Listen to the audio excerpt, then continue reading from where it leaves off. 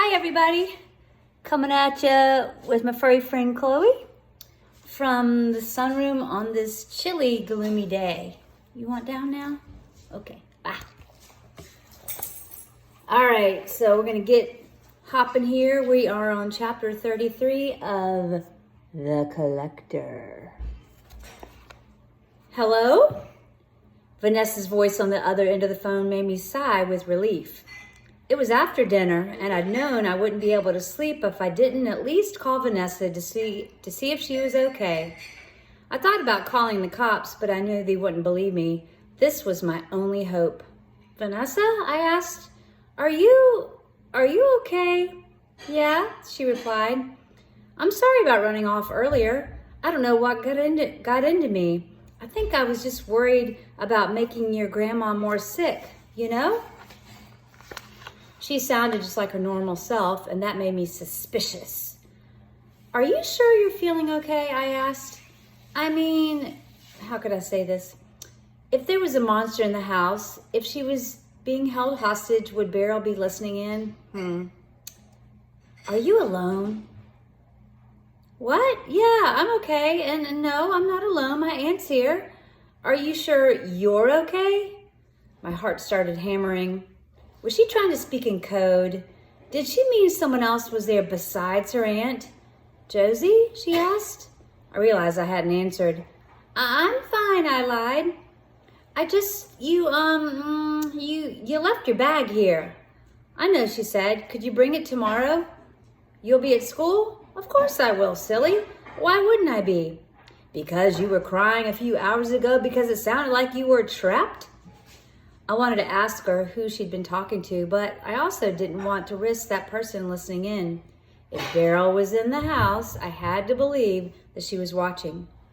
I don't know, I said. Ugh, I wish I could just ask her what I really wanted to. Okay, never mind. I guess I'll just see you at school. Are you sure you're okay? Vanessa asked. Yeah, just weird day. Grandma's not feeling too well. Oh, I'm sorry to hear that, Vanessa said. She honestly did sound like she meant it. I hope she gets better soon. Me too, I replied. I was surprised by the urgency in my voice. I sounded like my life depended on it. That was not a spooky chapter. Let's keep going. Chapter 34. Josie? Anna asked. It was late, probably around midnight, and we had school tomorrow. I'd spend the rest of the day doing homework and trying to distract myself. I wasn't surprised to hear from her when she patted into my room. Yes, Anna? I can't sleep. I wasn't surprised because I couldn't sleep either. Even with my window closed, I could hear the noises outside. More than just night animals, more than owls hooting or stray dogs barking. I could hear Beryl. The rasp of her voice in the wind, the scratch of her words in the tree branches, the tap of her clawed fingers every time a branch struck my window. It had gotten so much worse over the weekend. Even though I was curled up in bed and even though the stale air in here was hot, I was shivering.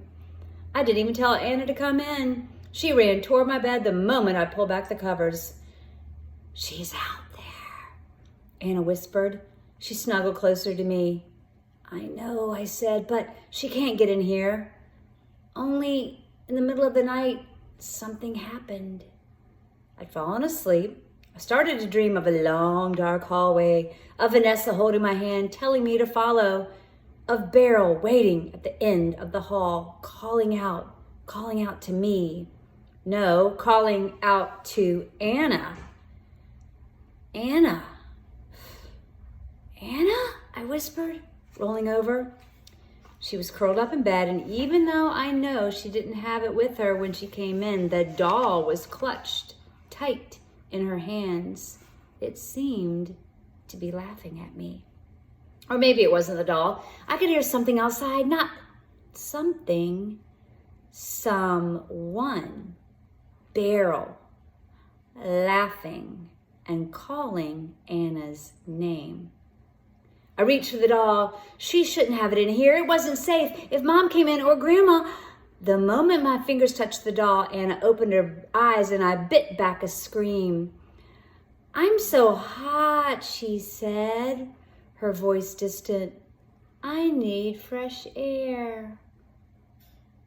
Outside, the laughing grew louder, and I swore I heard Beryl calling to Anna, just like in the dream, except now she sounded victorious. "Anna, don't!" But she was already out of bed and walking toward the window, like she was sleepwalking, the doll still held tight to her chest. I stumbled out of bed. The sheets tangled around my feet and tripped me, and when I managed to stand, Anna was already at the window, one hand on the windowsill. "Anna!" I called. She started lifting the window. The moment she did, a terrible howling sound spilled through the crack, like wind, like manic laughter. And through it all, I heard Beryl calling, "Come to me! Come to me!" I ran toward Anna and tried to slam the window shut, but she blocked my way. She had the doll held to her chest like a baby. Its head peeked over her shoulder, and it was laughing at me. The doll. It shouldn't be here. The doll was doing this to her. I grabbed for it, tried to tug it from Anna's hands, but the moment I touched it, I flinched back with a yelp. The doll was burning hot. Outside, Beryl's cackles grew louder. "So hot," Anna whispered. She began climbing through the window. Outside, through the wind and the laughter, I saw a shadow at the edge of the yard, watching, beckoning. Panic raced through my chest. I tried to hold Anna back, but she was strong, too strong, unnaturally strong. She got one leg up. If I didn't act fast, I'd lose her forever. I grabbed a blanket that had tangled on the floor and wrapped it around my hand. Then I grabbed the doll and yanked it from her grasp, throwing it at the wall behind us. Anna screamed, and then a second later, she collapsed to the floor. "Anna, Anna!" The laughter outside turned to an angry howl. I tugged the window shut, barely blocking out the noise, and knelt beside my sister. "Anna," I yelled. She blinked. "What?" she said groggily. "Anna!" She looked around. What happened? Why am I on the floor?" "You don't remember?" She shook her head.